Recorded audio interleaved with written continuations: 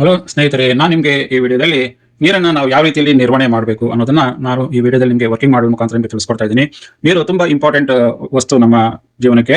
ನಾವು ನೀರನ್ನ ಕರೆಕ್ಟ್ ಆಗಿ ಬಳಕೆ ಮಾಡಬೇಕು, ಮತ್ತೆ ನೀರನ್ನ ವೇಸ್ಟ್ ಮಾಡಬಾರ್ದು. ಆ ವೇಸ್ಟ್ ಆಗಿರೋ ನೀರನ್ನ ನಾವು ಯಾವ ರೀತಿ ಮರುಬಳಕೆ ಮಾಡ್ಕೊಳ್ಬೇಕು ಅನ್ನೋದನ್ನ ಈ ವಿಡಿಯೋದಲ್ಲಿ ನಿಮಗೆ ಮಾಡೋ ಮುಖಾಂತರ ನಿಮಗೆ ತಿಳಿಸ್ಕೊಡ್ಕೆ ಹೋಗ್ತಾ ಇದ್ದೀನಿ. ಮೊದಲನೇಗೆ ನಾವು ಇಲ್ಲಿ ಏನು ಇಂಪ್ಲಿಮೆಂಟ್ ಮಾಡಿದೀವಿ ಅಂದ್ರೆ, ನಾವು ರೈನ್ ಹಾರ್ವೆಸ್ಟಿಂಗ್ ವರ್ಕಿಂಗ್ ಮಾಡಲ್ನ ನಾವು ಇಲ್ಲಿ ಇಂಪ್ಲಿಮೆಂಟ್ ಮಾಡಿದೀವಿ. ಮತ್ತೆ ಎರಡನೇದಲ್ಲಿ ಏನಂದ್ರೆ, ನಾವು ವಾಟರ್ ಟ್ಯಾಂಕ್ ಓವರ್ಫ್ಲೋ ಆಗೋದನ್ನ ತಪ್ಪಿಸೋದಕ್ಕೆ ನಾವು ಇಲ್ಲಿ ಅಲಾರಾಮ್ ನ ಇಲ್ಲಿ ಒಂದು ಇಂಪ್ಲಿಮೆಂಟ್ ಮಾಡಿದೀವಿ.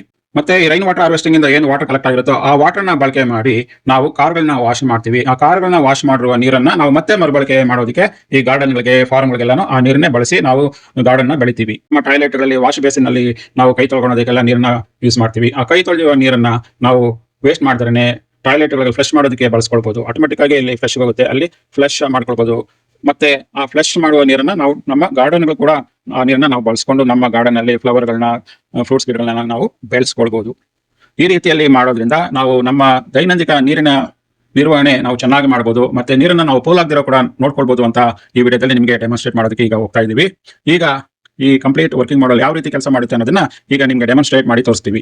ಮೊದಲನೇದಾಗಿ ನಾವು ರೈನ್ ವಾಟರ್ ಹಾರ್ವೆಸ್ಟಿಂಗ್ ನ ನಿಮ್ಗೆ ಮಾಡಲ್ ಅಲ್ಲಿ ನೀರು ಹಾಕ್ತಾಗ ಏನಾಗುತ್ತೆ ಅಂದ್ರೆ, ನಿಮ್ಗೆ ರೈನ್ ತರನೇ ಇಲ್ಲಿ ಬರುವ ಹಾಗೆ ನಿಮ್ಗೆ ಇಲ್ಲಿ ತೋರಿಸ್ಕೊಟ್ಟಿದೀವಿ.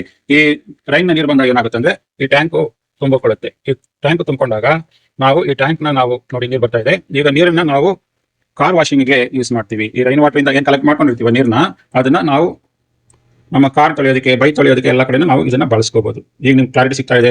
ಸೇಮ್ ವಾಟರ್ ನಾವು ವೇಸ್ಟ್ ಮಾಡಿದ್ರೆ ಮೊದಲು ಏನಾಗ್ತಾ ಇತ್ತು, ಈ ಮಳೆ ಬಂದಿರುವ ನೀರನ್ನ ನಾವು ಪೋಲ್ ಮಾಡ್ಬಿಡ್ತಾ ಇದ್ವಿ. ಈಗ ಈ ನೀರನ್ನ ನಾವು ಸೇವ್ ಮಾಡಿ ಕಲೆಕ್ಟ್ ಮಾಡ್ಕೊಂಡು ಒಂದ್ ಕಡೆ ಅದನ್ನ ನಾವು ಕಾರ್ ವಾಶ್ ಮಾಡೋದಕ್ಕೆ ಯೂಸ್ ಮಾಡ್ತಾ ಇದೀವಿ.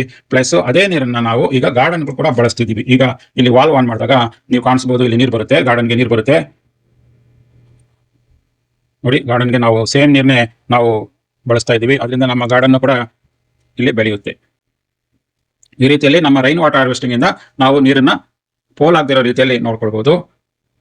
ಮತ್ತೆ ಮತ್ತೊಂದು ರೀತಿಯಲ್ಲಿ ನಾವು ನೀರನ್ನ ಯಾವ ರೀತಿಯಲ್ಲಿ ಸೇವ್ ಮಾಡಬಹುದು ಅಂದ್ರೆ, ನಾವು ಇಲ್ಲಿ ಏನ್ ಮಾಡಿದೀವಿ ಅಂದ್ರೆ, ವಾಟರ್ ಓವರ್ಫ್ಲೋ ಸಿಸ್ಟಮ್ ಅಲಾರಾಮ್ ನ ಅಳವಡಿಸಿದೀವಿ. ಈ ವಾಟರ್ ಓವರ್ ಅಲಾರಾಮ್ ಸಿಸ್ಟಮ್ ಅಳವಡಿಸೋದ್ರಿಂದ ಏನಾಗುತ್ತೆ ಅಂದ್ರೆ, ನೀರು ಓವರ್ಫ್ಲೋ ಆಗಕ್ಕೆ ಬಿಡೋದಿಲ್ಲ, ನಮ್ಗೆ ಅಲಾರಾಮ್ ಬರ್ಕೊಳ್ಳುತ್ತೆ. ಆಗ ನಾವು ವಾಟರ್ ಪಂಪ್ ಸ್ಟಾಪ್ ಮಾಡ್ತೀವಿ. ವಾಟರ್ ಪಂಪ್ ಸ್ಟಾಪ್ ಮಾಡಿದಾಗ ನಮ್ಗೆ ನೀರು ಸಾಕಷ್ಟು ರೀತಿಯಲ್ಲಿ ಸೇವ್ ಆಗುತ್ತೆ, ವೇಸ್ಟ್ ಆಗದಿರನೆ.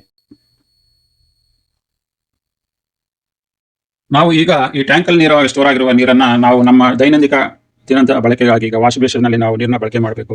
ನಾವಿಲ್ಲಿ ಕೈ ತೊಳ್ಕೊಳ್ಳೋದು, ಎಲ್ಲಾನು ಮುಖ ತೊಳ್ಕೊಳ್ಳೋದು ಎಲ್ಲ ಮಾಡಿದಾಗ ಅದರಲ್ಲಿ ವೇಸ್ಟ್ ಆಗಿರುವ ನೀರನ್ನ ಡೈರೆಕ್ಟ್ ಆಗಿ ಫ್ಲಶ್ ಆಗಿ ಹೋಗುತ್ತೆ. ಬೇಸಿನ್ ನಲ್ಲಿ ಯೂಸ್ ಮಾಡಿರೋ ವಾಟರ್ ನಾವು ಫ್ಲಶ್ ಆಗಿ ಯೂಸ್ ಮಾಡಿದಾಗ ನಮ್ಮ ಟಾಯ್ಲೆಟ್ ಕೂಡ ಒಳ್ಳೆ ರೀತಿಯಲ್ಲಿ ಫ್ಲಶ್ ಆಗುತ್ತೆ. ಪ್ಲಸ್ ಅದೇ ನೀರನ್ನ, ವಾಶ್ ಬೇಸಿನ್ ನೀರನ್ನ ನಾವು ನಮ್ಮ ಗಾರ್ಡನ್ ಕೂಡ ಬಳಕೆ ಮಾಡ್ಕೊಳ್ಬಹುದು. ಈಗ ಅಲ್ಲಿಂದ ಪೈಪ್ ಲೈನ್ ಹಾಕಿದೀವಿ, ಈಗ ವಾಲ್ವ್ ಆನ್ ಮಾಡ್ತಾ ಇದೀವಿ. ಈಗ ನೋಡಬಹುದು, ಸೇಮ್ ವಾಟರ್ ಇಲ್ಲಿ ಬರ್ತಾ ಇದೆ. ಈಗ ಈ ವಾಟರ್ ಇಂದ ನಾವು ನಮ್ಮ ಗಾರ್ಡನ್ ಇರುವ ಫ್ಲವರ್ ಗಿಡಗಳನ್ನೆಲ್ಲ ನಾವು ಚೆನ್ನಾಗಿ ಬೆಳೆಸ್ಕೊಳ್ಬಹುದು. ನಾವು ಚೆನ್ನಾಗಿ ಅದೇ ವೇಸ್ಟ್ ವಾಟರ್ ಇಂದ ನಮ್ಮ ಗಾರ್ಡನ್ ಕೂಡ ನಾವು ಚೆನ್ನಾಗಿ ಬೆಳೆಸ್ಕೋಬಹುದು.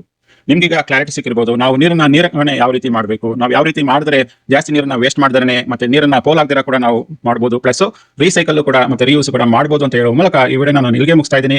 ನಿಮ್ಗೆ ವಿಡಿಯೋದಲ್ಲಿ ತಿಳಿಸುವ ಎಲ್ಲ ಮಾಹಿತಿ ಇಷ್ಟವಾಗಿದೆ ಇಷ್ಟವಾಗಿ ಲೈಕ್ ಮಾಡಿ, ಮತ್ತೆ ನಮ್ಮ ಚಾನಲ್ ಇದ್ರೂ ಸಬ್ಸ್ಕ್ರೈಬ್ ಮಾಡ್ಕೊಂಡಿಲ್ಲ ಅಂದ್ರೆ ಖಂಡಿತ ಸಬ್ಸ್ಕ್ರೈಬ್ ಮಾಡಿ ಅಂತ ಹೇಳುವ ಮೂಲಕ ಈ ವಿಡಿಯೋ ನಾನು ಇಲ್ಲಿಗೆ ಮುಗಿಸ್ತಾ ಇದ್ದೀನಿ. ಧನ್ಯವಾದಗಳು.